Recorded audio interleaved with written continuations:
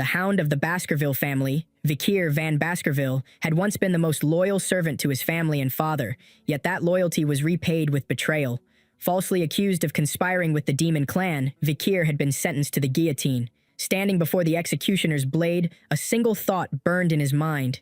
If I were ever to live again, if I ever caught that rabbit, my prey, I would never live as a hound again. Then, darkness. Somewhere, a baby cried. A faint, weak voice echoed in the distance, and wide, curious eyes blinked open. Where is this? The infant wondered. His tiny body felt heavy, his surroundings loud and overwhelming. No way! Is this hell? But no. A voice answered the unspoken question. The grand estate of the Baskerville family. Inside a room where newborns were gathered together, the air was thick with the cries of infants and the cold, detached gaze of the patriarch. Hugo Le Baskerville, head of the clan, stood surveying the room with disdain. These insignificant brats, Hugo muttered, displeased. There aren't any special children here. I think there's only trash gathered this time. As he moved between the cradles, he paused, peering down at one baby who lay unusually quiet among the others. The trash here is quieter, Hugo remarked with a sneer. Move the children to the cradle of swords. Yes, patriarch, a servant obediently replied.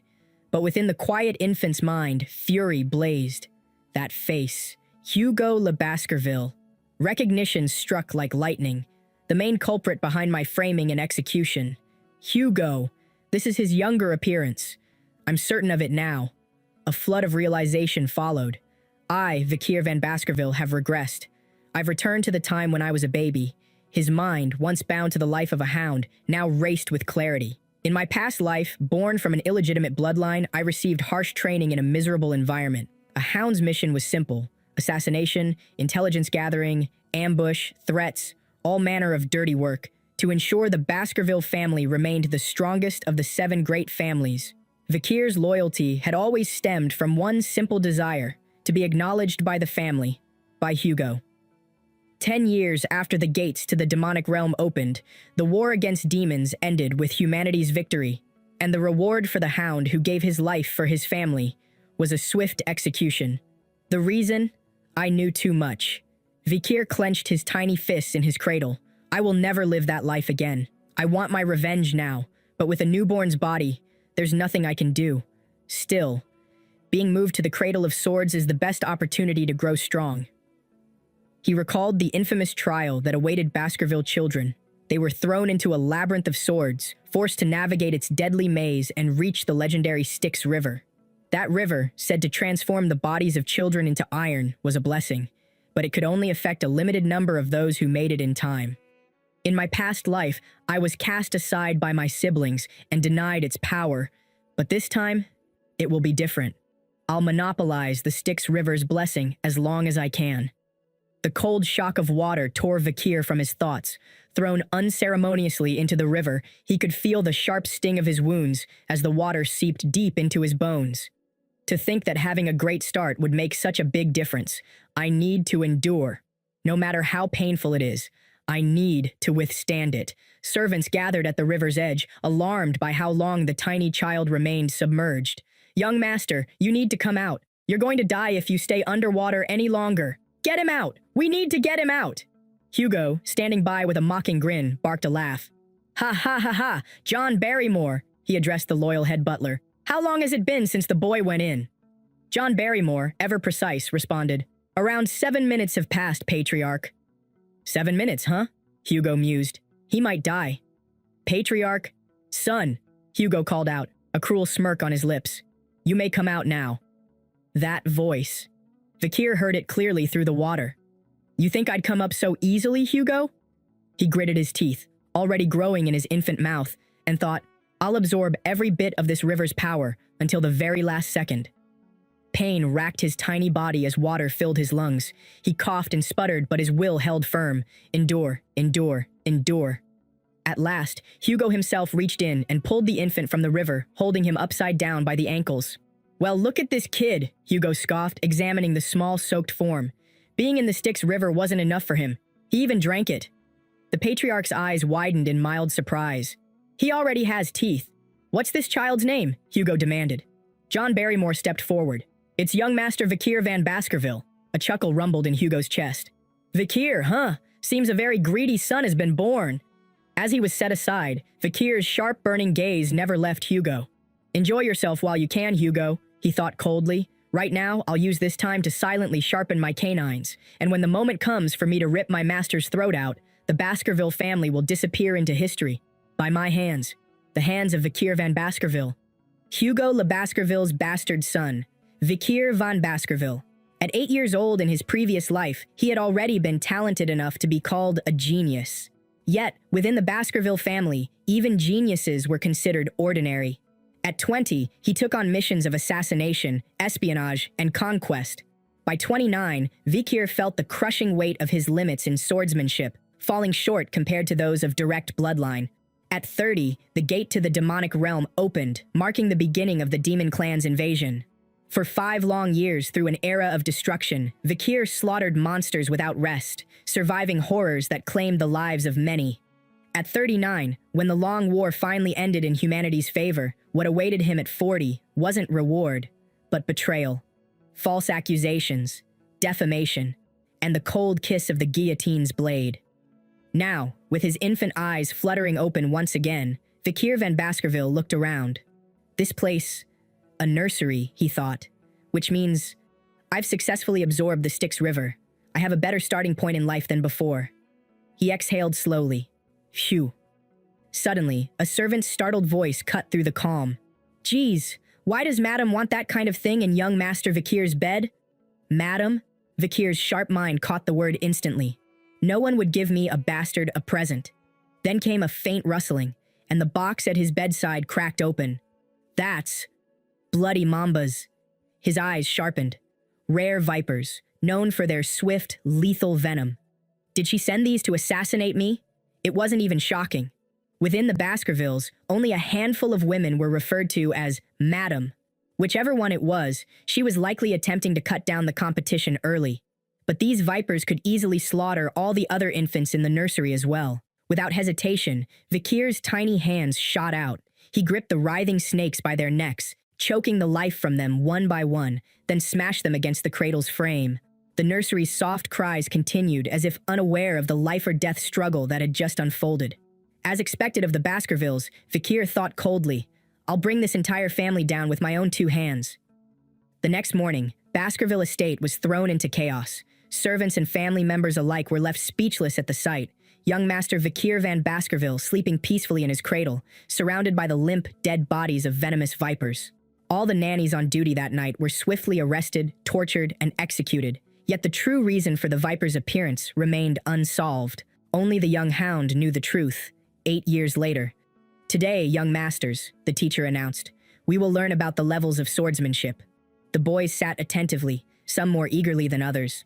If you cannot yet imbue your sword with mana, the instructor began, you are considered a sword beginner. The level at which you can infuse the blade with a little mana is called sword expert. When your blade emits mana in a liquid aura-like form, that is sword graduator. And lastly, the level where your aura is solid and its form can be freely manipulated, that's swordmaster. The strongest of the Baskervilles, Sir Hugo, stands at that level. At those words, Vikir's gaze darkened. So Hugo was already a swordmaster at this point in time. He clenched his fist beneath the table. I need to regain the power I had before regression and before the coming-of-age ceremony. The teacher noticed him lost in thought again and sighed internally. Still, with the physique he earned surviving in the Styx River for 7 minutes, he's a different kind of boy. You only need to teach him one thing for him to learn 100. He's much more talented than the others. The patriarch will be very pleased to know of his progress. But Vikir's mind wasn't on his teacher's approval. How many years will it take to kill Hugo? A group of boys approached, shoving Vikir roughly. Hey, garbage van! One of them jeered. Vikir met their gaze coolly. I've been hearing some weird rumors about you, sneered another boy. Apparently, you dived in the Styx River for 7 minutes and strangled 2 vipers to death when you were just a baby. Vikir's eyes narrowed. I know these guys all too well. He recognized them instantly. They're the ones who stabbed me in the back when I was running after the false accusations. Hugo Le Baskerville's personal lackeys, the so-called Trident. Stop lying. Stop. Stop, one of them snapped. We don't like you. Vikir considered his options. They're going to be a real pain in the ass in just 10 years. It might be wise to put them in their place now. One of them, Highborough, pointed a small dagger at Vikir. I heard if you stay in the Styx River too long, your body turns to steel, so you won't die even if I stab you. Right? Right? Right? As Lowborough grinned and signaled to cover Vikir's mouth, he chuckled. I guess it's true what they say. Children really are cruel. Lowborough smirked. 7 minutes in the Styx River? I'll eat my hand if he even endures for 3. Vikir glanced at them lazily. Let's play along for a bit. There's no way a legend like that's true, scoffed Middleborough. A minute later. He's good, Highborough admitted, a bead of sweat on his temple. 3 minutes passed. 10 minutes. Another 10. This is no fun. Let him go, Highborough finally muttered, frustration evident in his voice. Lowborough's hand flinched in pain as he pulled away. What are you doing? He yelped. Vikir's voice was low and sharp. Didn't you say you'd eat your hand? Lowborough's face paled. I'm not scared of you, Highborough shouted, though his voice trembled. I'm not, Middleborough insisted. I am, Lowborough admitted weakly, cradling his hand. I got my finger bitten off. Highborough tried to regain control.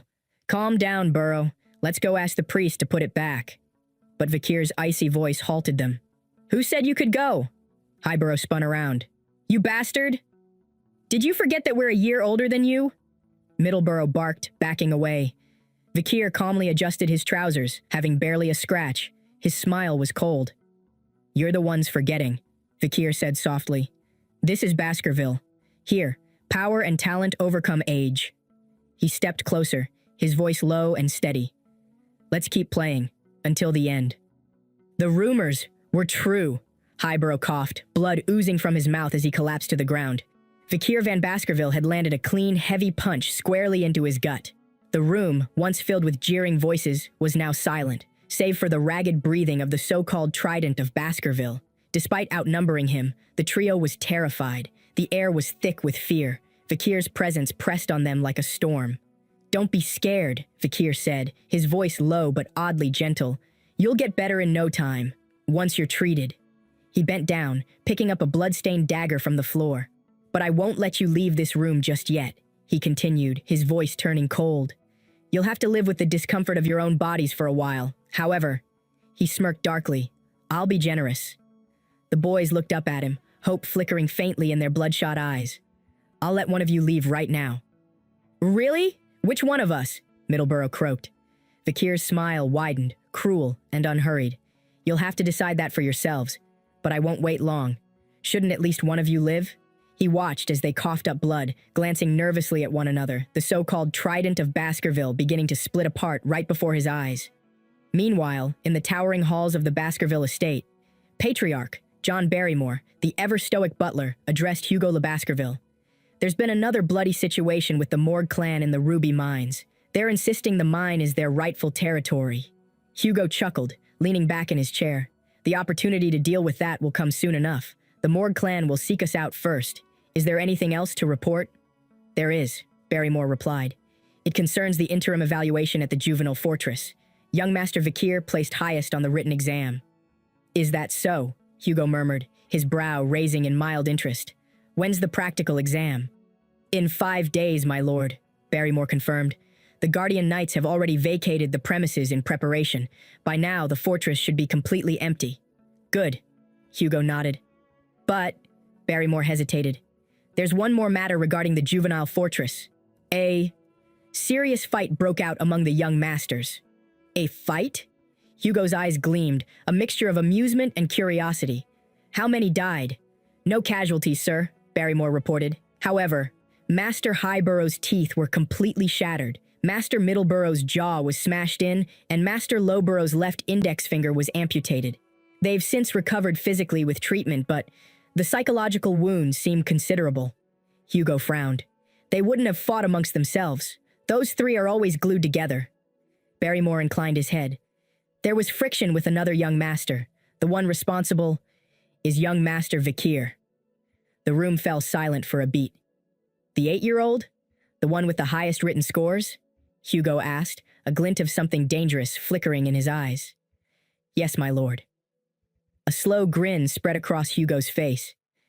You've grown since I last saw you, Vikir. Hello, Patriarch, Vikir greeted as he stepped into the chamber, his face emotionless. Patriarch? I suppose I am, Hugo chuckled. I heard you disabled the 9-year-old triplets in your senior class. If you're referring to those brothers, Vikir replied calmly, I believe they've received proper medical treatment by now. I'm not talking about their bodies, Hugo said darkly. I'm talking about their hearts. Since that day, they've been eating separately. They don't speak to one another. Their combination technique, once decent, is completely ruined now. Don't you think that was wrong? Wrong? Vikir asked, genuinely puzzled. What did I do that was wrong? You've turned your brothers into a total mess. But I'm stronger, Vikir stated. How can the stronger person be wrong? Hugo let out a deep, satisfied laugh. Your brothers came ahead of you earlier. They said they would graciously forgive you, and yet, you feel no guilt? Vikir tilted his head, amused. They forgave me? A memory surfaced. A time from his past life. A young woman, the youngest daughter of a family ruined by the Baskervilles, had visited Hugo. She had become a nun, and after many years told Hugo, I forgive you. She even offered a mass for his sins. Hugo's reply after the service had been clear, cold, and absolute.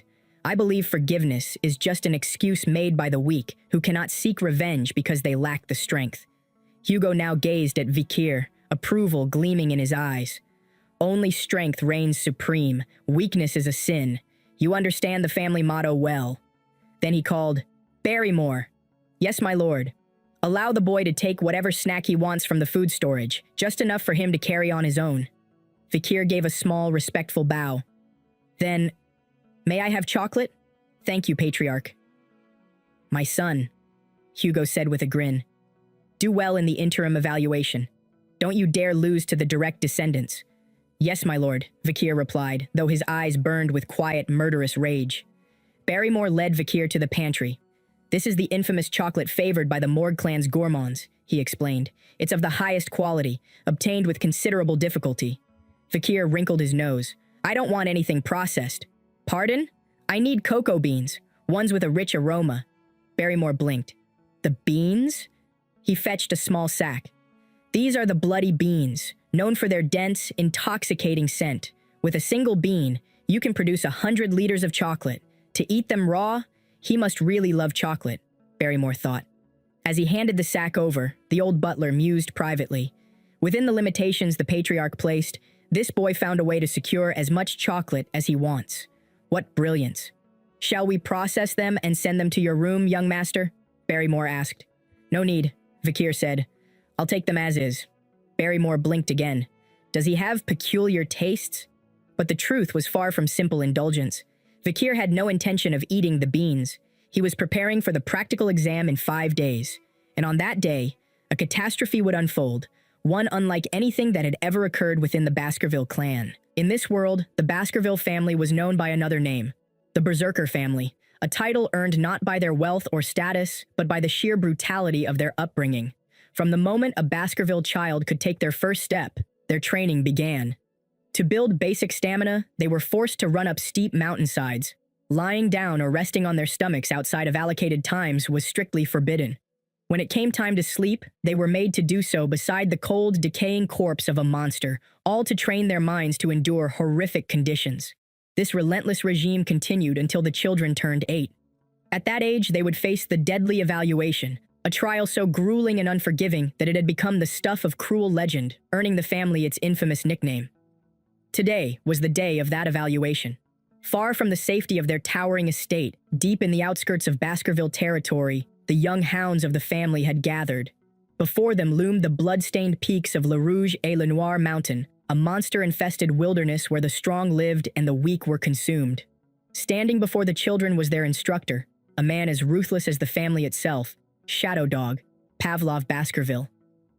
Young masters, Pavlov began, his deep voice echoing through the cold mountain air. The basic contents of the practical evaluation are simple. You will survive here for 1 month.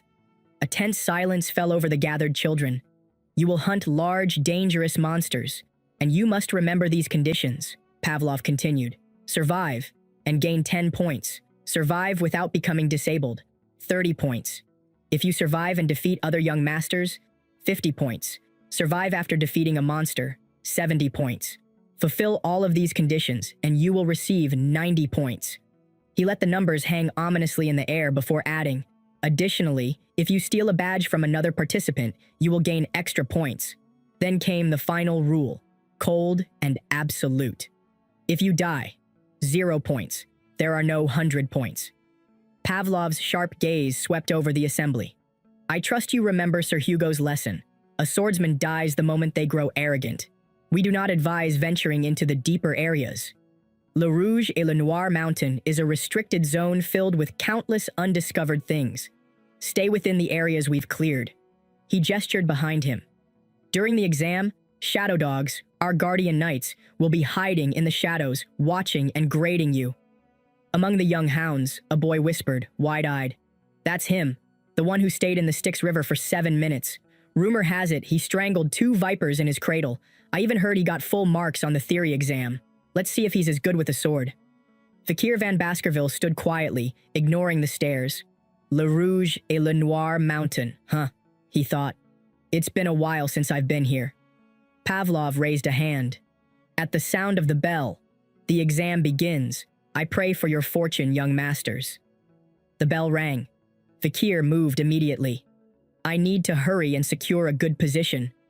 I'll go to the spot I remember from last year's exam." Another boy scoffed. "There's no way you can survive alone. I'll follow him and take it from here." The Trident of Baskerville quickly huddled. "Go and occupy the place from over there," Middleborough ordered. "Don't order me around," Lowborough snapped. Highborough huffed. "I'll do my own thing. You guys handle yourselves." Pavlov watched as the young hounds scattered into the trees. So it's begun. Within the exam, while killing wasn't explicitly forbidden, it was heavily discouraged. Deducted points and punishments followed. Still, in the Baskerville way, no one expected mercy. Shadow dogs would be watching from the shadows to keep casualties to a minimum. One such observer, a shadow dog stationed nearby, tracked Vikir's movements. This area is close to the restricted zone. Where is young Master Vikir going? The observer narrowed his eyes, curiosity stirring. Was the rumor about him being a genius fake? Or is he planning something? I was hoping to see something impressive. Unaware of the watchful gaze, or perhaps aware and simply not caring, Vikir found the familiar stretch of ground. Was it around here? He knelt, testing the earth beneath his fingers. Good, the soil soft enough. With no hesitation, he began digging a shallow hole, then sat back against a tree, letting out a satisfied breath. Since I've picked my territory for now, might as well take a break. From his hidden perch, the shadow dog's eyes widened. A break? He's actually resting? How long has it been since he stopped? Besides this, all he's done is hunt small game and gather equipment. The guard's brow furrowed. Is he just going to hide here? Was the genius thing exaggerated? If that's all, there's no need to keep watching. A few minutes later, the shadow dog quietly left. Vikir opened his eyes. Finally, he's gone. He reached into his pack and pulled out the cacao beans, the bloody beans. Their rich, bitter aroma filled the air. It brought back memories of his scouting days. He remembered being told that cacao beans could cut the fishy stench of monster meat. And these bloody beans, concentrated with intense cacao, were the best for it. The interference is gone, and I've finished everything I needed to prepare. Time to begin the real hunt. A few days later, inside the restricted area, past the marked boundary lay an untouched, dangerous land filled with monsters even the Baskervilles rarely dared confront. But for Vikir, it was familiar ground. In his past life, he'd wandered these trails countless times during his scouting days. A sharp, burning scent pricked his nostrils. There it is, the acrid stench of scorched earth and the charred remnants of tree roots. Vikir crouched low, inspecting the scene. That guy's habitat should be nearby. He moved deeper, following the signs. Soon he found it, a small clearing littered with blackened, ashen remains. And in the center, unmistakable evidence, burning stool. Vikir's lips curved into a grin. Only one monster leaves droppings like that around here. A hellhound. In his past life, these creatures had been a source of constant trouble during scouting. Yet now, standing on the other side of life and death, Vikir felt a strange sense of excitement. Back then, I thought these things were nothing but a pain. But now, seeing this again, I'm actually happy. And with that, the real hunt began. The lookout monster that swallowed the hellfires of the oil world. The Hellhound. Vikir van Baskerville's sharp eyes fixed on the monstrous creature before him, its eyes glowing like smoldering coals in the shadows of Le Rouge et Le Noir mountain. In his previous life, he'd barely managed to take down a single hellhound alone at the age of 18, and now, as an 8-year-old child, the idea of facing it head-on was far beyond reckless. Of course, Vikir thought grimly, being 8 now, it's far more impossible for me to defeat it in direct combat. But impossibility meant nothing to a man who had already lived and died once. He knew something others didn't, ways to bend the odds. However, I know a way, a method where even a child can take on a hellhound. Hellhounds had weaknesses, 2 glaring ones in fact. First, they could only run in straight lines. They struggled to make sharp turns or sudden directional changes. Second, for reasons unknown even to monster scholars, lookout monsters like hellhounds were unable to cross bodies of water. Even the shallowest stream slowed them considerably. And when they ran, as all canine monsters did, they instinctively opened their mouths. And what happens to a canine monster when it ingests chocolate? Vikir's lips curled into a grin. It's poison, a fatal one. But not just any chocolate. The bloody beans he'd gathered were no ordinary cacao. A single one of those could make 100 liters of chocolate. If a hellhound swallowed even a fragment of that, it wouldn't stand a chance. I guess even the hounds of hell can't win against chocolate. The poison would first attack the hellhound's stomach and heart, but those organs were shielded by the creature's thick, solid ribs, which means the only spot I can aim for is the kidney, the one place where the ribs don't protect. And so, Vikir prepared his trap. The battle began. When a monster was defeated, an invisible energy called experience or karma would gather in the victor's body, strengthening them. Vikir could already feel it. His short sword, once heavy, felt lighter in his grasp now. Each movement smoother, each strike faster. At this rate, he mused, I'll catch up to where I was before my regression, before I even come of age. He pictured the expression Hugo would make when an 8-year-old bastard child dragged home a monster with a risk rating of B+. The thought alone was enough to steel his will. With this, Vikir thought, I've already secured first place in the practical exam. And I've decided on my reward. Something enormous. Something I'd never dared ask for in my past life. He didn't need gold or titles. I'll take something priceless, the value of which no one in this era even understands. And then, I'll take his head. But then, more hellhounds appeared, emerging from the shadows, their crimson eyes reflecting hatred and vengeance. They must have heard its cries, Vikir murmured, raising his blood-stained sword. Do you intend on avenging your kind? How heartwarming. He chuckled darkly. I never planned to kill just one anyway. Reaching into his pouch, he pulled out more bloody beans. Come on, I've still got plenty left. A strange thing happened. The monsters, notorious for never submitting even in the face of death, flinched. They could sense it, like an 8-year-old, radiating a killing intent so sharp it made even seasoned hunters tremble. And then, something worse appeared. Could it be a Cerberus? The massive 3-headed hound limped into view, its risk rating an astonishing A+. Its territory was supposed to be the 7th ridge, far from here. What's it doing down here on the 1st? Then Vikir noticed. It was bleeding, riddled with multiple arrows and deep gashes. Its breathing was ragged. Someone had been chasing it. Across those mountains lies the barbarian tribe's territory, so it came here seeking refuge. Vikir's eyes gleamed. An injured A+ rank monster. A chance like this wouldn't come again. I need to kill it no matter what. In secret, Vikir had long hidden his true strength back at the Baskerville household. Even now, no one knew he had quietly reached the level of a sword expert, having already mastered the Baskerville third technique, a technique most hounds wouldn't reach until adulthood. Now, his hand tightened around the hilt of his sword. I can do it, he whispered to himself. An injured Cerberus is doable. Before his regression, Vikir had fought in brutal wars against the demon clans. His swordsmanship, forged through endless bloodshed, had long been stripped of wasteful movement. Each strike was direct, efficient, deadly.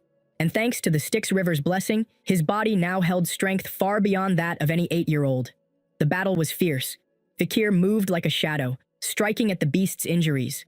The Cerberus roared, lunged, swiped, but Vikir pressed the attack, weapons and bloody beans working together to poison and wound the massive creature. For a moment, it seemed like the plan was working, but then a single moment of carelessness. The Cerberus lashed out, one massive claw catching Vikir squarely in the side. The impact sent him flying. Vikir's body slammed against the rocky ground, pain bursting through his ribs. He coughed, blood flecking his lips. Damn it. I let my guard down, and the Cerberus, still snarling, still wounded, wasn't done yet. Vikir van Baskerville spat a thick line of blood from his mouth, his vision swimming. Did I lose consciousness? His mind struggled to reorient itself. A dull, gnawing pain radiated through his left arm. He glanced down. Is it ripped out? The limb was still attached, but the damage was grave. The Cerberus's direct strike had crushed through his guard like paper. The only reason I'm still alive is the blessing of the Styx River. Hooray for the Styx River. He managed a bitter grin through the pain. But the reality was clear. While the Styx had hardened his flesh and bones beyond a normal human's, the damage was still there. He could barely lift his left arm, and a second hit would undoubtedly be fatal. Difficult voyages require experienced hunters to find the best way out, he reminded himself, and the best possible decision right now wasn't prideful combat. I have to run. Fast. With my tail tucked between my legs. Had the Cerberus not already been badly injured from those barbarian hunters over the mountain, Vikir would have been torn apart before now. He owed them his life. If I can just get past that iron fence, out of the restricted area, I can make it to the place I prepared. If I reach it, it'll be my win. But if it catches me before then, I'm dead. He bolted. Branches whipped his face as he tore through the forest. Where is it? It should be around here somewhere. Panic clawed at his chest, but then, there it was. Found it. A crude pit lined with sharpened wooden spears, stained with a dark, oily substance. Just a bit further. A bit more. Now. Vikir leapt into the trap's mouth, rolling aside. Welcome to the cradle of swords, Cerberus, he whispered through clenched teeth. It had originally been a snare meant for hellhounds, a place where their speed would trap them in narrow paths, forcing them into poisoned spears. But it would serve well enough now. After all, Cerberus was a canine monster too. The bloody bean essence I rubbed into the wooden spears should act as poison to them. Even a high-ranking demon like you can't escape it. The beast snarled and leapt into the pit after him. Vikir was already moving, grabbing one specially prepared spear, the head laced not only with bloody bean extract, but with a venom-tipped fang of a bloody mamba, a deadly weapon he'd hidden years ago as a child, long forgotten by others. He hurled it with everything he had left. The spear struck true, lodging into the beast's side. 1, 2, 3, 4, 5, 6, 7. Vikir counted under his breath. The Cerberus staggered, its massive body quivering. The rumors were true, Vikir thought grimly. Once struck with the bloody mamba's venom, you can't take more than 7 steps before your heart gives out. The Cerberus let out a final strangled growl. All 3 heads dropped lifelessly to the dirt. Vikir collapsed to one knee, panting heavily. I can feel its energy seeping into me. The surge of karma, the strengthening of his body, the invisible rush of experience, all flooded through him. He'd done it. Finally, all 3 heads are dead. A small, tired grin tugged at the corner of his mouth. Now, how am I going to carry this thing back? The cause of death would be obvious. There'd likely be questions. But perhaps the guardian knight who saw him carving those wooden spears earlier might serve as a witness. But first, there was something else, far more important to do. Cerberus were gatekeepers by nature. Monsters of their rank typically guarded something, be it a treasure hoard, a sealed chamber, or a dungeon. It must have been protecting its dungeon nearby. If Vikir could find it, the rewards would be invaluable. Dungeons were mysterious places that sometimes held rare treasures, and more often than not, powerful monsters used them as their lairs. And now that the gatekeeper's dead, it should be empty. To mask his scent from any small monsters nearby, Vikir smeared some of the Cerberus's feces onto his clothing. He then knelt, examining the ground. Dried soil, rotten leaves, moist roots, scattered footprints, drops of saliva, all signs of the beast's passage. He followed the trail carefully, backtracking its steps. Then, after several tense minutes, he found it. A half-collapsed burrow entrance, choked with tangled roots and half-rotten leaves. The air reeked of old blood and monster musk. This is it, Vikir whispered. The dungeon the Cerberus was guarding. He remembered this place now. In his past life, it had gone undiscovered for a decade more. When they finally found it, it was long emptied of any treasure. But not this time. He crouched low, feeling the faint, eerie pull of mana in the air. It lingered beneath the surface like the cold breath of a buried ghost. It hasn't been cleared yet. No light glimmered from within. I guess it's deeper than I thought. His pulse quickened. I wonder what kind of treasures are waiting inside. Veins of deep crimson minerals glimmered along the walls, catching the faint flicker of light. Vikir van Baskerville brushed his fingers against the jagged ruby stones embedded in the rock. This must be connected to Red All Mountain. His sharp eyes caught a soft glow deeper ahead. Light? Is that the entrance to the dungeon? Cautiously, Vikir crept forward, peering over a ridge into the hollow. Inside, a pale red brilliance filled the chamber, the glow emanating from countless ruby deposits along the walls. The air shimmered with mana-infused light. The rubies. They're imbued with mana, lighting the whole dungeon. His gaze dropped, and there, slumped against a rock, was a decayed skeleton. Vikir stepped closer, eyes narrowing. The bones were old, brittle. Brown stains clung to the ribs and skull, dried blood from stab wounds. Someone was here before me. He crouched beside the corpse, noting a worn scrap of parchment held between brittle fingers. Curious, he took the note and began to read. It doesn't matter what my name is. I'll just call myself Kane. There's no need to dirty this white paper with my name. Vikir's brow furrowed. This handwriting, it's a Baskerville's. His heart quickened. Another of his bloodline had reached this place. He kept reading. I write this so that future generations do not make the same mistake I did. This stone chamber has been whispered of within the family for generations. My brother Abel and I stumbled upon it by chance. Together we braved the dungeon's countless trials. We fought and killed monsters and reached the final chamber, only to face an assignment that bound us here for 3 long years. Vikir's eyes widened. 3 years? Just for a treasure? The note continued. The final trial was a riddle. When entering, it's 1, but once inside, it's 2. When leaving, it's 1. My brother and I contemplated it endlessly. In time, we came to a grim conclusion. We were twins. 1 in our mother's womb, but 2 when born. To claim the treasure, we believed we had to become 1 again. Vikir exhaled quietly, already guessing what came next. We fought. In the end, I killed my brother. Yet even then, nothing changed. Though I stood alone in this chamber, the treasure did not yield to me. I had killed my own brother for nothing. In despair and regret, I resolved to leave this place, and I write this warning. To those who find this chamber, leave at once. There's nothing here but a devil's trick designed to torment men's hearts. Vikir let the note fall. So in the end, they crossed countless dangers only to leave empty-handed. A grim smile touched his lips. But unlike them, I don't have a twin, which means the assignment remains, but Cain and Abel misunderstood it. He repeated the riddle aloud, voice echoing faintly in the crimson-lit chamber. When entering, it's 1. But once inside, it's 2. When leaving, it's 1. He began pacing. What could it mean? There was no dungeon without a solution. That was one of the few constants of this world. Vikir's eyes swept the space again, the dark passage behind him, the bright light of the ruby chamber. Then it struck him.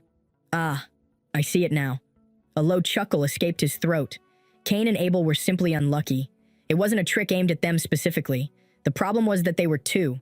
It's because there were 2 of them that they misread the meaning. He stood at the edge of the dark corridor where it met the glowing chamber, observing the interplay of light and shadow. A dark passageway, and a brightly lit chamber. I am 1 when I enter this darkness. But as soon as the ruby's light hits me, I cast a shadow, and then I become 2, myself and my shadow. The moment darkness returns, I become 1 again. His grin deepened. The answer is shadow.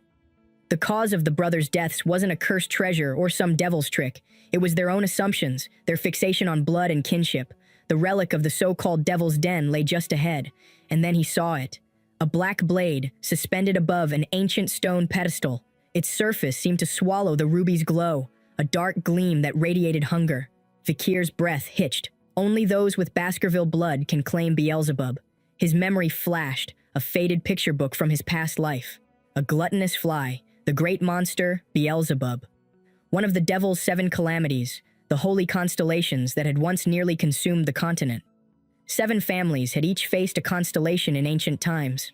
The first Baskerville patriarch had faced gluttony, Beelzebub, and according to old, discarded legends, the remnants of Beelzebub's demonic corpse were buried somewhere in Baskerville lands, its unholy energy luring monsters to their territory. No one believed those stories anymore. But now, here it was. Proof. In the past, this blade fell into demon hands. The war, the massacre of humans on the battlefield, all because of this. Vikir clenched his jaw. But not this time. This time, it's mine. He reached out. His fingertips brushed the hilt. Immediately, a pulse of sinister energy surged through his arm. His skin burned, black lines searing up his hand and wrist. A lesser man might have screamed. Vikir only gritted his teeth, his eyes alight, a blade forged from the corpse of a devil's holy constellation. He tightened his grip. I really lucked out. The pain licked at his nerves like fire, but he only welcomed it. I wonder how much stronger I'll become in this life. And for the first time in years, perhaps lifetimes, Vikir van Baskerville felt excitement, pure and untainted. After securing the blade of Beelzebub, Vikir van Baskerville scanned the dungeon chamber one last time. Doesn't seem like there's anything else worth taking. Guess it's time to head back. But just as he turned, a strange wave of dizziness struck him. His knees buckled, and he collapsed to the ground. "What the hell?"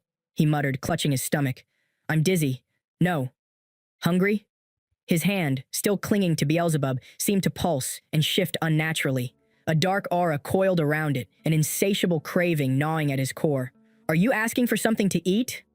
A voracious hunger twisted inside him, squeezing his stomach like a tightening vice. His heightened senses picked up a rich, metallic scent nearby. Is that food? Dragging himself up, he staggered toward the source. There, lying cold and stiff, was the corpse of the hellhound he had killed earlier. Without hesitation, Beelzebub's dark energy extended toward the dead beast. Vikir could feel the blood being drawn in through the blade, seeping into his own body, the gnawing ache in his stomach slowly abating. "I see. This blade's been starving for years," he grimaced. "No wonder Le Rouge et Le Noir Mountains' trees and soil have been so dried out. How much am I going to have to feed this bastard to keep it satisfied?" A sudden realization struck him. Is this Beelzebub's inherent ability? The legend spoke of the gluttonous Beelzebub, gluttony of flies, a being said to possess the power to devour the skills of others, absorbing their abilities into its own. It was a dreadful force, one said to have rendered countless warriors powerless, turning them into hollow shells. Of course, Vikir understood such a power had limits, at least for now. Seems like I can only absorb up to 3 abilities for the moment. As the blood of the hellhound was absorbed, text scrolled before his inner vision. Acquired ability, Hemorrhage, Hellhound, risk rating B+, a skill that forced an opponent's wounds to bleed continuously, even from the slightest scratch. Then came another. Acquired ability, Burn Injury, Cerberus, risk rating A+, a devastating pain-inducing skill, inflicting searing agony far worse than normal wounds. And one more. Acquired ability, High-Speed Regeneration, F. Vikir blinked. High-speed regeneration. Then he recalled the swear rat that had been crushed beneath the Cerberus's body during their battle. It must have devoured that too. Still, to have gained a burn injury skill from a Cerberus was a monumental achievement. Thermalgia, the pain induced by burn injuries, was said to be one of the most excruciating sensations a human could experience. Combined with the hemorrhage skill, he was amassing a lethal arsenal. He sighed. "All right, now that the monster corpses are ready to be submitted for the practical exam, why don't I hole up here until it's over?" And so, the days passed. One by one, the young hounds completed their examinations and returned to Baskerville. The evaluations followed, with each child rewarded with a shield, sword, or necklace crafted from the monsters they'd hunted. Yet one prize stunned the Baskervilles into silence. Hugo Le Baskerville, the patriarch, stared down at the bloodied Cerberus corpse presented before him. His eyes narrowed. "Who caught that?" he demanded. Butler Barrymore stepped forward. "Master Vikir van Baskerville, from the 8-year-old class. He crossed into the restricted area by accident during the exam and slew the Cerberus, a monster with an A+ risk rating." Hugo raised a brow. Even the Guardian Knights tend to avoid that beast. The Cerberus was already wounded by a barbarian hunting party. Master Vikir applied poison to his wooden spear and managed to kill it, Barrymore explained. "What kind of poison could bring down a Cerberus?" Hugo's voice was sharp. "And how did the boy obtain it?" I intended to ask, but the young master retired to his dormitory claiming exhaustion. Hugo scoffed lightly. "That little bastard's already that cunning, eh?" "Well, information is power, and power is worth." Barrymore hesitated, then spoke honestly. "Truthfully, I was surprised, sir, to think a boy named Van, rather than Eli or La, could possess such talent. The patriarch's gaze turned cold. Seems you don't understand, butler, Hugo said. I am not like the patriarchs before me. When I raise a hound, I care little for their bloodline. It doesn't matter whether they come from a line of royals or whores. All that matters is talent and spite. Mark my words, a mutt can come from royal blood too. Barrymore bowed his head, silently thinking. Is he worried about his second son's upcoming isolation training? Enough, Hugo said at last. But I'll need a mood booster. Summon Master Vikir. Soon after, Vikir stood before him. I heard you caught the Cerberus during your practical exam, Hugo stated. How? I put chocolate on my wooden spear, Vikir answered plainly. Chocolate? For canid monsters, chocolate is a lethal poison, Vikir explained, his expression calm. Oh ho, Hugo chuckled. So that's why you asked for chocolate before? Yeah. Barrymore, standing nearby, could only think. They're diving straight into the subject without a word of greeting. Is this really how a father and son talk? Hugo's tone darkened. I heard you evaded the butler's questioning about the hunt. Why? Vikir's gaze didn't waver. Because he's not my master. Then who is? I belong to the clan, and the master of the clan is my master as well. Hugo's lips curved into a satisfied grin. You've learned well. As a reward, the patriarch declared that the entire corpse of the Cerberus would belong solely to Vikir. Additionally, he was granted a wish for achieving the highest score. Vikir felt his pulse quicken. Yes, finally. I would like access to the 10,000 epistle library, he said without hesitation. The library, one of the largest in the empire, was sealed deep within Baskerville territory, its contents restricted to the patriarch, the second-in-command, and their direct descendants. Hugo eyed him. You realize only those of direct lineage may enter? If it's not permitted, I'll withdraw my request, Vikir replied carefully, though inwardly he was already devising a plan to sneak in. But to his shock, Hugo nodded. You may enter. Make sure you read the Baskerville 6th technique in the 6th restricted zone. That's an order. Vikir fought to keep his face neutral. The 6th technique. I can't believe he's letting an illegitimate child named Van pass the 4th technique. This has never happened in Baskerville's history, but he pushed aside his surprise. No need to be shaken, it's only the 6th. Hugo's cultivation level before my regression was already at the 7th, and he was capable of bearing 9 of his fangs. Vikir's eyes glinted coldly. I haven't forgotten the life of discrimination I endured as a bastard. This time, I will surpass Hugo, and I'll claim the ultimate secret of Baskerville for myself, the textbook containing the teachings of the first patriarch who conquered the 7 great disasters. And when the time came, Hugo would be the one to hand it over. I look forward to it, Hugo said, rising to leave. Good luck. Thank you, my lord, Vikir replied smoothly. I'll be sure to exceed your expectations. Though, he thought to himself with a smirk, you won't even realize the true value of the random book you'll be handing me. Vikir van Baskerville stood before the grand gates of the 10,000 Epistle Library, a towering fortress of books, secrets, and ancient power buried deep within the Baskerville estate. So this is the 10,000 Epistle Library. It's my first time coming here in person. He stepped inside, his eyes sweeping over the endless rows of leather-bound tomes. The faint scent of aged parchment and manna hung in the air. Severing incisors, grinding molars, piercing canines, snaggletooth that embeds twice, wisdom teeth that lay down. Every title spoke of swordsmanship. Books filled with techniques he'd only dreamed of in his past life, the swordsmanship I desperately longed for. In the old days, no matter how much mana an illegitimate child like him possessed, it was forbidden to learn techniques beyond the 4th, a cruel safeguard to ensure no stray hound ever turned its fangs against its master. Vikir smirked. Is this it? Before his regression, Hugo would never have allowed this. He knew why the patriarch permitted it now, because he assumed an 8-year-old could never possibly memorize such a complex book in a single day. But what Hugo didn't know was that Vikir had, in his past life, studied the theories behind the 1st to 4th techniques until he was sick of them. He'd spent years trying to deduce the 5th technique through sheer speculation. He now realized where he had failed. After drawing the 4th tooth, I needed to stop the mana flow. That's why I could never make the 5th tooth manifest. In Baskerville swordsmanship, each stage was marked by the drawing of a tooth.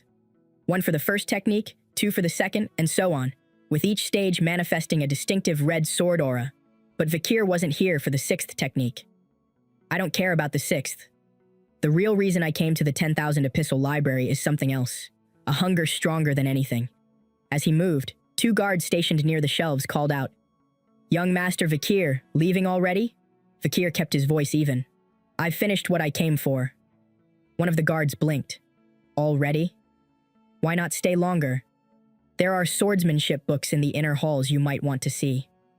I might read some other books before I go. Don't worry about me. Do what you need to."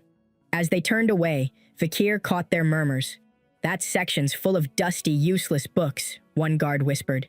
"Yeah, if it were me, I'd head straight for the swordsmanship tomes. Does he not understand their value because he's just a kid?" Vikir smirked inwardly. Let them think what they want. He made his way to the neglected corner of the library, where miscellaneous books gathered dust. And there, nestled between cracked spines and discarded manuscripts, he found it. Found it. His fingers brushed against the faded cover. A lurking ambush. A book no one touched, its pages torn, dismissed as useless. But Vikir knew the truth. In his past life, within the hound squad he was assigned to, they'd once stumbled upon a strange relic deep within a dungeon at the border of Le Rouge et Le Noir mountain. It had been a single torn page from a swordsmanship book, written in Baskerville's distinct calligraphic hand. Back then, Hugo had gone mad over it. He ransacked the entire library to find the matching book and discovered it was a lurking ambush. What appeared to be a basic swordsmanship primer held far more than it revealed. Within it, hidden by missing pages, was the Baskerville 10th technique. Driven by obsession, Hugo unleashed the hounds across the continent, launching covert wars against the other great families who held the remaining pages. Thousands of hounds perished, drowned in bloodshed. And for what? So Hugo could claim those pages and achieve the 9th technique. But in that life, it was Vikir himself who retrieved the scattered remnants, paid for in scars and grief. He remembered every word, every stroke of ink on those pages. The reason I could never surpass the 4th technique wasn't my talent. It was because I never had access to this book. To others, it reads like nonsense. But if you fill in the blanks with the missing pages, the meaningless passages transform into a masterpiece. He gripped the book tightly. I reached the highest grade of graduation aura and mastered the 4th technique before I regressed. Before I turned 15 this time, I'll take back everything I lost. He pored over the book, hours blurring into a single burning moment of focus. Did I spend the whole day here? The 10,000 Epistle Library grew silent. Not even the Guardian Knight's presence lingered. His pulse quickened. I can't draw the 10th tooth with a child's body yet. But now, maybe I can finally manifest the 5th technique I could never reach in my past life. Vikir concentrated, his breathing steady as he summoned his aura. Baskerville's 1st technique, 2nd, 3rd, 4th. In my past life, despite all my effort, I couldn't move beyond the 4th. The direct bloodline looked down on me for it. The reason? Because I was born a bastard. Do you think I'll live that life again? A surge of heat burst from deep within his chest, rising to his throat. A faint, crimson glow gathered around his sword hand. The 5th tooth. He felt it, that sharp, searing presence, and his eyes stung with the urge to cry. I did it. I drew the 5th tooth. He stood alone in that silent library, basking in the moment of triumph. "Is there a sword here?" he whispered. For the first time in Baskerville's long, merciless history, a young hound's fangs were already bearing themselves toward his master at a record-breaking pace. And they were only going to grow sharper. Vikir van Baskerville could still feel the lingering heat along his arm as he stepped out of the 10,000 Epistle Library. I finally succeeded in drawing the 5th tooth. A quiet smile tugged at the corner of his mouth. His mana felt denser now, his aura thicker, heavier, no longer the thin stream of energy from his previous sword expert stage. As long as my mana can support it, I can reach the level I reached before regression. He flexed his fingers, testing the new sensation. The aura flowing within him had shifted. It wasn't solid anymore. It had begun to liquefy. Liquid aura, the sign of a graduator. A milestone that had once taken him 30 long, blood-soaked years to reach in his previous life. He had now crossed it at just 8 years old. Graduators are on a different level from sword experts. Liquid aura meant more than just power. It meant control, versatility, a denser concentration of energy that could be manipulated freely. His swordsmanship, too, felt sharper, swifter than before his regression. I won't stop at the fifth technique this time. The old piercing fang technique he'd relied on before had let him rise quickly, but it came with limits. Now, with a lurking ambush in his hands, he could transition seamlessly between offense and defense without those limitations.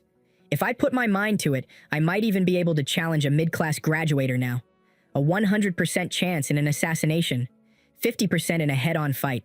Of course, he couldn't show that much yet. I have to carefully decide how much to reveal to Hugo. Not too much, not too little. Enough to give him hope, and time for me to take everything I need. In this life, Hugo and the hounds would struggle for the 10th technique, but he, Vikir van Baskerville, would claim it for himself. His train of thought was interrupted by the guards noticing a faint, acrid scent. "What's this smell? Young Master Vikir, what happened?"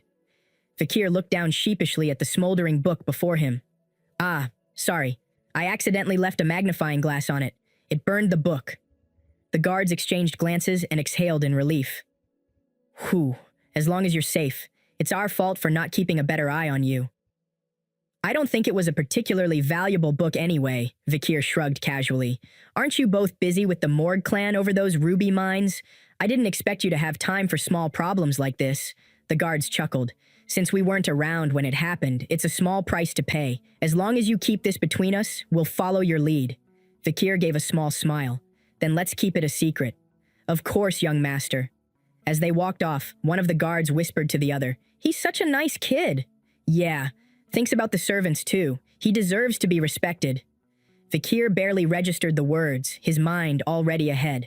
Later, he found himself summoned before Hugo Le Baskerville. "So, you've had an enlightening, have you?"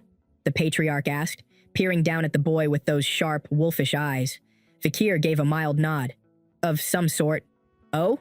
Hugo leaned forward, interested. "Tell me, what exactly did you learn inside the library?" Vikir thought for a moment, then answered, "Something warm and sharp, yet soft and viscous. I felt something like that." Hugo's gaze sharpened. "Don't tell me. Your aura?" Aura. The defining trait that marked a swordsman's official entry into the true world of the sword. Even geniuses had to train without rest to reach a low-class sword expert by age 15. What am I getting excited for? "He's only 8. Hugo chided himself, though he couldn't stop the pulse of curiosity. "Can you show your father what you've learned?" the patriarch asked. Vikir's lips curled faintly. "Sure." Barrymore, standing nearby, frowned. "Sir, how exactly are you planning to test the young master's skills?" "I was thinking of releasing a monster," Hugo replied casually. "A hungry, feisty one. An orc. Risk rating C." A murmur rippled through the observing hounds. "An orc? Don't you think that's overkill for an 8-year-old? Even a 15-year-old would struggle.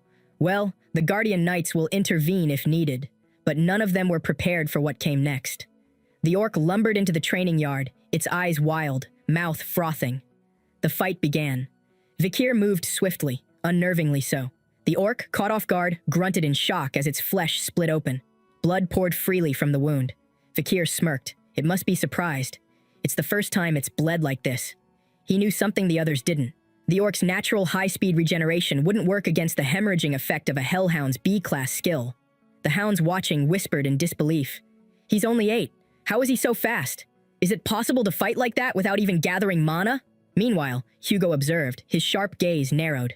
"So, he's still testing me," Vikir thought. Then, with a sharp movement, Vikir's sword flashed, a crimson aura coating the blade. Barrymore's breath caught. That's an aura blade." Hugo stiffened. Barrymore swallowed hard, his voice low with awe. "I'm certain of it. That's the aura of a low-class sword expert. Sir, we've just witnessed the birth of a genius." "Is that what you think, Butler?" Hugo murmured. "I'd wager no other family in the Empire could produce a genius like this." But Hugo's face remained unreadable. "Stop, Butler." He gestured toward the orc. "There's something off." The hounds turned their gaze back to the monster. Its regeneration wasn't working. Blood still flowed from its wounds. "He only won because the orc was too weak," Hugo said coolly. "Why?" Barrymore frowned. "Why can't he just be proud for once?" Vikir lowered his sword. "Wait, father." "Yes? Is there anything stronger than an orc?" A ripple of stunned silence swept through the yard. Hugo's lips quirked upward. The boy was hungry for more. Good. Vikir van Baskerville watched the aftermath of his fight with the orc, the blood still soaking into the training yard soil. He could feel the eyes on him, the muttering, the stiffened postures of the hounds nearby. It'd be better to show off my power to a certain degree, he thought carefully. If I'm lucky, my progress will be acknowledged, and Hugo might separate me from him. Maybe dispatch me to a remote region, or better yet, send me off to an academy. That would give me room to breathe and plot. Across the courtyard, Hugo Le Baskerville gave a cold laugh. It looks like the orcs I brought in from afar aren't enough to satisfy my son. His voice was laced with both amusement and something sharper, something dangerous, but Vikir heard opportunity in it. You're right, Hugo continued. You should be getting more real-life experience at that age. He turned to Barrymore. There's a creature we captured during the barbarian raid for experiments, isn't there? Barrymore gave a hesitant nod. Yes, Patriarch. There's just one left. It's been sensitive after being starved for a while. Bring it in. A moment later, the heavy gates clanged open. Vikir's eyes gleamed. A troll, he thought, a rush of old instincts and grim memories flashing through him. Father, Vikir asked lightly, may I start right away? Go ahead. The monstrous troll was dragged into the arena, growling, its skin as tough as leather, its muscles bulging from hunger and fury. The battle began immediately. The hounds watching from the sidelines exchanged murmurs. What a shame. That was his chance. Why didn't he attack? But Hugo's sharp eyes narrowed, a glimmer of approval in them. Good thinking. He understood what others didn't. Trolls had near unnatural regeneration. Only fatal strikes would mean anything, and hunting a troll required strategy, a plan. Vikir was demonstrating that. The hounds watched as the 8-year-old child dodged every strike by the troll, always just out of reach. Is he trying to tire it out? One of them murmured. An 8-year-old making that kind of judgment. Is he really a genius? Vikir, meanwhile, sighed inwardly. It's too slow. There's no excitement in this. He could kill the troll in an instant if he used his full, hidden strength. But that would draw too much attention, and worse, suspicion. No, it had to look plausible, as though he was gradually reaching his limit, and then making a breakthrough. I'll use its own strength against it. The hounds leaned in as Vikir countered one of the troll's wide swings, burying his blade deep into its side. He slayed the troll, someone shouted, but it'll recover in an instant unless it's fatal. No way the Baskerville first technique is enough to kill a troll. Still, it's impressive for an 8-year-old. Vikir gritted his teeth. Certainly the first technique isn't enough to cut through that thick skin. The troll would die from Beelzebub's hemorrhage skill after a while, but that's meaningless. I need to end this cleanly, with a believable surge of power. Enough, Hugo finally called out. Any more will be dangerous. Stop before... I'm almost done, Vikir said flatly, his voice steeled. A hush fell over the crowd. I think I'm near an epiphany. If I can't kill it with this next attack, I'll give up. Hugo stared at him for a moment, then gave a slow nod. All right. Now, how much should I show? Vikir thought carefully. I've already decided. What I want to display is a scenario where I suddenly level up during battle. An awakening. I wonder how Hugo will react to that. In that moment, the air shifted. Among the iron-blooded sword clan Baskerville, a person's life was formulaically set. Most hounds only reached the point of channeling mana into their sword around the age of 15, attaining the Baskerville first technique then. The second technique came much later, at 18, if they survived that long. But now, for the first time in the clan's history, an 8-year-old stood in the yard, and the mark of the second technique shimmered around him. Vikir smiled, feeling the surge of power flow through his body. Ha ha ha, I did it. What? Have we just witnessed? Hugo murmured, his expression unreadable. A week later, Vikir sat at the long dining table, the thick aroma of miscellaneous meat porridge filling the room. He stirred it absently with his spoon. I'll never get used to this slop. Since the incident, the other young hounds had begun keeping their distance. It wasn't surprising. In this family, power was everything, and Vikir had shown too much of it. It was nice seeing Hugo caught off guard, though. What the others knew was that he had revealed his Baskerville second technique and reached mid-rank sword expert. What they didn't know was that in truth, he was a low-class graduator, capable of weakly performing the fifth technique with an arsenal of stolen monster skills. Stronger than the average graduator already. I've definitely been eating a lot more since I got Beelzebub, he thought, frowning at the insatiable hunger gnawing at his stomach. His brooding was interrupted by a group of young hounds approaching. Vikir raised an eyebrow. These bastards again? Was last time not enough? Burrows, their unofficial leader, stepped forward awkwardly. No, it's not like that. We just wanted to say, it's cool, you know? That you defeated the Cerberus. And the troll. Another added, are you okay? Vikir stared at them blankly. What is this? A two-faced technique? Some kind of deceitful policy? I'm getting goosebumps. For a moment, he considered knocking them out and thinking about it later. Before he could, Barrymore appeared at his side. Young Master Vikir. Butler Barrymore? Vikir asked, tilting his head. You should hurry to the Patriarch's room. Vikir frowned. What now? Adolf Morg stepped into the grand hall with a wry smile. It's been a while, he greeted. You haven't changed at all. I hope this annual event goes smoothly. The Baskerville Patriarch grunted. The joint training has always gone without a hitch. Adolf gave a dry chuckle. There were 2 seriously injured last year, 1 from each family. I would consider that a hitch. It was but a scratch, the Patriarch dismissed, waving a hand.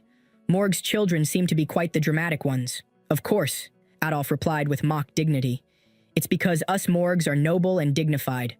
Once upon a time, the renowned Mage Clan Morg and the iron-blooded Sword Clan Baskerville had shared good relations. Magic and swords are a complementary pair, an old emperor once said, forging an alliance through joint training sessions. Only children between 8 and 15 could participate, and for years it had been a friendly event. That was until blood was shed over a ruby mine lying between their territories.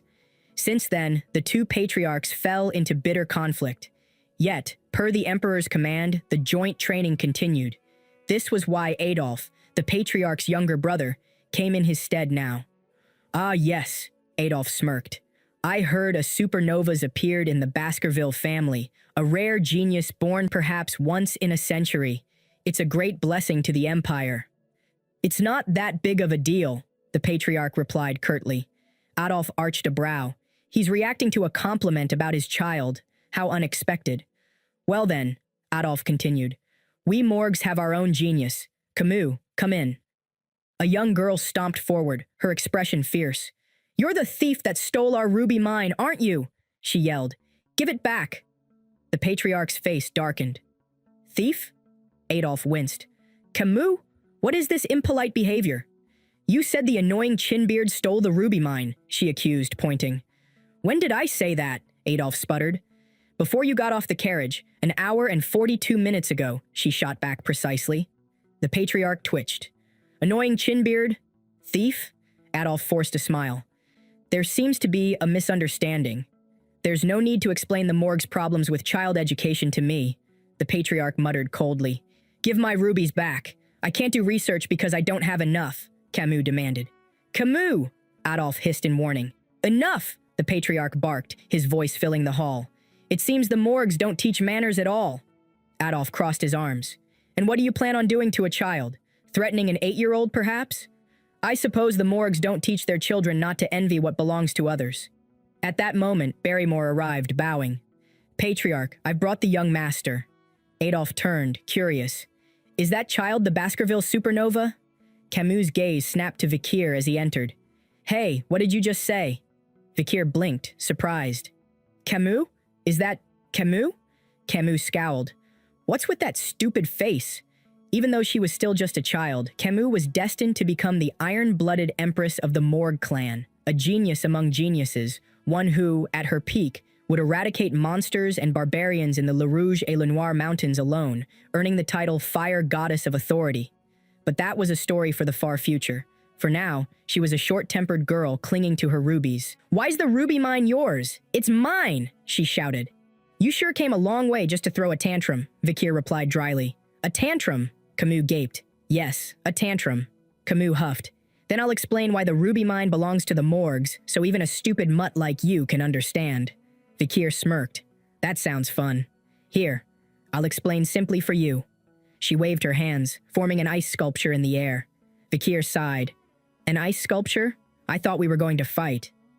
You should know, Camus began matter-of-factly, that top-grade rubies come from a mine situated on the border between Morgue and Baskerville called the Joint Security Area.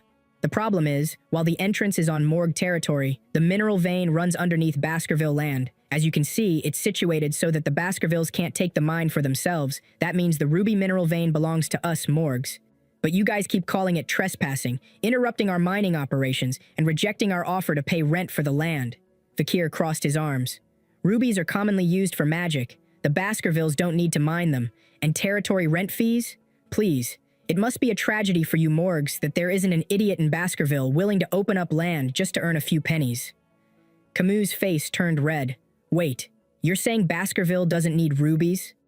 That's right. We care only about our land. So I'm saying, don't come in. You're the ones who'll lose out in the end, she snapped. All right, I'll make sure you understand who owns the ruby mineral vein. This side is your land, and this mine, here? She pointed dramatically at her ice model, then jabbed her arm out. Then whose arm is this? Vakir gave her a blank look. You're asking whose arm that is in my land? Obviously. Mine, of course. What? Why would I be yours, stupid? Who said you're mine? Vakir shrugged. I'm saying your arm's mine. Camus froze. What? In the tense silence that followed, the patriarch, who'd been taking a swig of wine, choked. Hiccup! Vakir raised his arm, ready to cut through Camus' outstretched arm. Help me, uncle! Camus shrieked, panic flashing in her eyes as she darted behind Adolphe Morgue. Adolphe's face twisted in anger. Fool! Get away from my niece right now! Camus clung to her uncle's sleeve. Uncle, he tried to cut off my arm! Adolphe stormed toward the patriarch. Marquis, what the hell is the matter with your boy? The patriarch sighed, a trace of exasperation in his voice. Son, I think you've gone a bit too far with that joke. Vakir lowered his head. I apologize. It's a common joke pulled within the family. Adolphe glared. A joke? What kind of toys are you giving to these children? Vakir bowed again. I truly had no intention of making her cry. Allow me to apologize, sir. Within the Baskerville family, we often play like this from a young age. Adolphe scoffed. You think this is a joke? The patriarch spoke sharply. Deputy Patriarch Morgue, don't you think you're getting overly involved in children's play? Then, with a pointed look, he added, I had some ideas regarding the ruby mines. I'm sure you'd love to hear them. That's why we should complete the friendly duels first, don't you think? Camus scowled, her voice trembling with rage. I won't forget this. You'd better watch out. With the tension still thick in the air, the friendly duels between the Baskervilles and the Morgues commenced. The annual occasion where children aged 8 to 15 tested their skills against one another. Younger kids challenged each other in theory and mana sensitivity contests, while those closer to 15 dueled with real weapons and magic, drawing the most attention. But this year, everyone's eyes were fixed elsewhere. The duel between Camus Morgue, the genius mage of the Morgue clan, and Vakir van Baskerville, the monstrous prodigy of the Baskervilles, had stolen the spotlight. As per the Morgue's request, they would fight under practical combat rules, a rare duel between two acknowledged prodigies of their generation. Camus squared her shoulders. Get ready. Once I start, I won't hold back. In the stands, spectators murmured in awe. Is that quadracasting? The patriarch watched, astonished.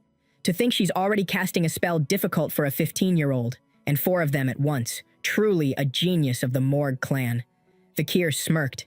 Your spells are pretty flashy, but don't you think you'd be better off focusing on just one? Camus snorted. Why do you care? You're an idiot who doesn't even understand magic. She raised her hands. Sand wall. A thick wall of sand erupted between them. An idiot, huh? That's so harsh, Vakir muttered as he stepped forward. Camus' confidence wavered as she saw him effortlessly break through the wall. Is this the power of a Baskerville? One bathed in the river Styx? I let my guard down. Before she could react, Vakir flicked her forehead with a sharp snap of his finger. What a flick. Adolphe Morgue gaped. Camus glared. Why'd you flick me? Don't tell me you're going easy on me. I won't let you get away with this. Vakir shrugged. Your forehead might hurt. Don't you think we should end this here before things get out of hand? Coup! Sandwall X2! Camus chanted, summoning 2 layers this time. Ha ha ha ha ha! Now there's 2 layers. You won't get through this. Vakir smirked, amused. What's the point if I just go around it? He sighed, then decided to humor her. Well, guess I'll play along. With a swift move, he reached his arm cleanly through the twin sand walls. Now, here's a question, Vakir teased, a mischievous glint in his eyes. I wonder whose arm just crossed this wall. Before Camus could answer, he flicked her forehead again, harder this time. She stumbled back, falling to the ground. "I'll kill you! Ah!" Camus screamed, fury boiling over. Vikir sighed. "I thought she'd give up if I hurt her a little. Looks like dealing with children is tougher than I thought." He considered finishing it, although I could crush her neck in 0.1 seconds if I really tried. But that had caused too many problems. He glanced toward the sidelines. Might be better to let others deal with this. That idiot mage who keeps spamming flame spells, and the idiot swordsman who charges headfirst into magic. They might come in handy. Camus screeched again. "Why aren't you getting hit, you bastard? Don't run away. Face me." Then her eyes narrowed dangerously. "Let's see if you can slice through this. Come at me now." Vikir's gaze darkened. "Camus Morgue, you'd better have a defensive spell ready." From the sidelines, Adolphe Morgue's face paled. "No!" The members of the Morgue clan leapt to their feet in alarm. "Oh no, Lady Camus!" they cried out in unison. "Camus!" Adolphe Morgue shouted, his voice thick with concern. Amidst the smoke, Camus heard her uncle's voice. "Is that... Uncle?" Panic coursed through her as she realized her situation. "What should I do?" I managed to avoid getting hurt with my defensive spell, but the flame spell burned all my clothes. The lingering smoke still concealed her, but it wouldn't last long. If people see me like this when the smoke clears, I'll be a laughingstock. Someone, please. A jacket dropped over her shoulders. "You should put this on for now," Vikir said simply. Camus looked up in disbelief. "Why are you protecting your enemy? Should I take it back then?" No, that's not what I meant. But you'll be exposed too. I could care less about something like that," Vikir replied flatly. "This idiot. Why is he taking care of me?" Camus thought, biting her lip. Then she noticed the blood dripping from his arm. Hey, your arm. You're bleeding." Vikir glanced down. A scratch? On a body strengthened by the river Styx? The realization struck him. That idiot swordsman's blade must have had some residual aura left on it. Adolphe Morgue exhaled in relief. "She's fine. Thank God." The hounds watching from the sidelines muttered amongst themselves. The Lady of Morgue is on the floor, but the one bleeding is the young Baskerville. It's hard to decide who actually won that match. Still, damn, look at those muscles. Must be the River Styx's work. Even for an 8-year-old, that's some terrifying physical conditioning. The patriarch approached, voice steady. "So, Vikir, how was the battle with the Lady of the Morgue clan?" "It was interesting," Vikir replied. "I've been reminded of the true purpose of this event. A battle with a mage is very different from one with a swordsman. And why didn't you finish her with a clean blow?" Vikir hesitated for a moment. "I was unsure how to deal with a lady." The patriarch's eyes narrowed. "Letting your guard down in battle will lead to injury. Take that scratch as a lesson." Vikir's thoughts drifted as Hugo's words lingered. Hugo, worried about me? He tried to recall his memories of the man during his youth, but nothing came to mind. Hugo had always been cold, strict, brutal. Rumors claimed his personality had worsened after losing his first wife and eldest daughter. Not that it's my problem, Vikir thought darkly. Then, Hugo shifted the conversation. "Now, what do you think we should do about the ruby mines?" Vikir didn't hesitate. "I believe we should give them away." Hugo raised an eyebrow. "Give away control of the ruby mines? And what's your reasoning?" "The primary duty of the Baskerville clan is territorial expansion," Vikir explained. "The Red All Mountain, where the ruby mines are located, sits downstream from Le Rouge et Le Noir Mountain. The monsters and barbarians living there will inevitably cause problems. If we use the Morgue clan properly, we can minimize our losses during expansion into that region. Once the Morgues gain control over the ruby mines, they'll assign a large number of people there. We can then drive the monsters and barbarians toward that area, cleaning up multiple issues at once." Hugo's expression twisted into a pleased grin. "The rubies will be bathed in the blood of our enemies. If that happens, the Morgue clan won't dare cross into our land without hesitation." He chuckled. "Your idea is about 90% in line with what I had in mind." Reaching out, he patted Vikir's head. Vikir's mind flashed back to his previous life. "Of course, it was your plan all along. Back then, I was the one tasked with driving those monsters and barbarians into the Morgue's land. Even so, we should keep a close eye on their movements." But Hugo waved a hand. "There's no need for that. I've already increased the number of hounds scouting the region. At that moment, Adolf Morg approached. You're here, Patriarch. May we speak before I take my leave? Hugo's sharp gaze met his. You have something to say, Deputy Patriarch? Adolf nodded. Just one final matter. We've been considering ways to peacefully resolve the conflict regarding the ruby mines. The usage fees were just one suggestion, but there's another proposal. Hugo arched a brow. And what's that? Payment for opening up my territory? Adolf cleared his throat. An engagement, a marriage between the Morg and Baskerville bloodlines. Hugo's expression darkened. Which children are you suggesting? The eldest son of the Baskervilles and my niece, Camus. Adolf gestured to Camus, who still clutched Vikir's jacket, glaring defiantly. My niece is extraordinary. She has beauty, knowledge, talent. She lacks nothing. I'm certain she'd make a fine match for the one they call the small son of the Baskerville clan. Hugo scoffed. My eldest is 25 this year. I assume you know the age gap? Adolf waved a hand dismissively. 8 and 25. Only a 17-year difference. Not that large a gap. Camus' face twisted in disgust. I will not marry anyone weaker than my mother. Adolf sighed. Camus, if your standard is someone stronger than your mother, you'll be alone your whole life. That's my condition, she snapped. And I hate large age gaps. I want someone my age, or younger. Hugo grunted. Child, this isn't a buffet where you pick and choose. I know, Camus snapped back. And I have no intention of playing house either. Adolf paled. Don't tell me. He leaned down, whispering sharply. You better not even think about it. He's a Van, not a Lee. No matter what happens, he'll always be a small fish in a big pond. Strangely, those words irritated Hugo. Well, Hugo said flatly, the most important thing in an engagement is what the two people involved think. He turned toward his son. Vikir, what are your thoughts? Vikir met his father's gaze, then shifted to Adolf Morg's shocked face, then to Camus' glare. I accept. Adolf's eyes bulged. What? This bastard!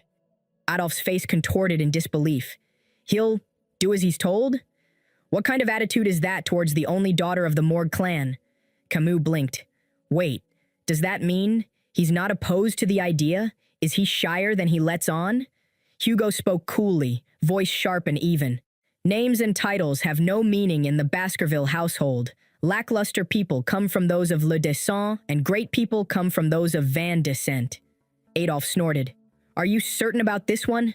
Vikir stared back silently, observing the man. Adolf Morg, a six-circle master, one of the strongest within the renowned Morg mage clan, a doting uncle, and a man with heavy influence within the empire. Vikir knew Adolf wouldn't simply hand his precious niece over to anyone.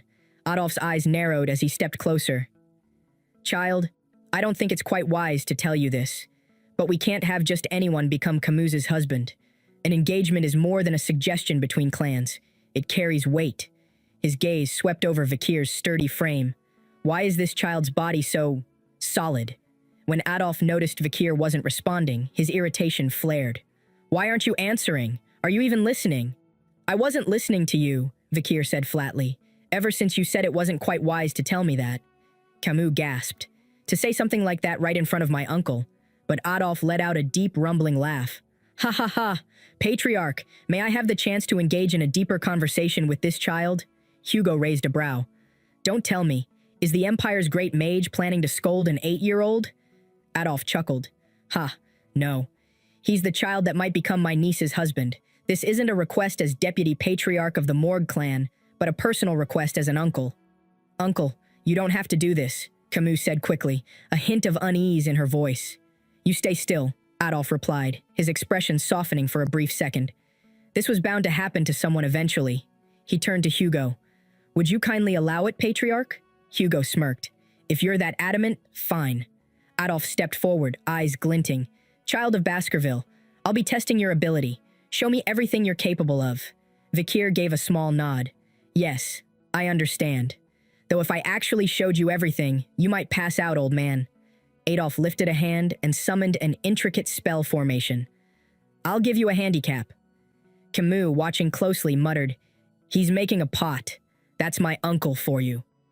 Simultaneously using fire, earth, and water magic perfectly, a pot of water hovered above Adolf's head, rippling gently. I'll duel you like this, Adolf declared. If you can force even a single drop of water to fall from this pot, you win. Adolf Morg, Vikir thought grimly. He would have been a difficult opponent even before my regression. This is a rare chance to gauge his power and Hugo's expectations. In my past life, my odds of success against him? About 50% in an assassination, 10% head-on.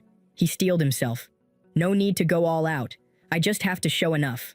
Camus called out, "You can't just rush straight at Uncle."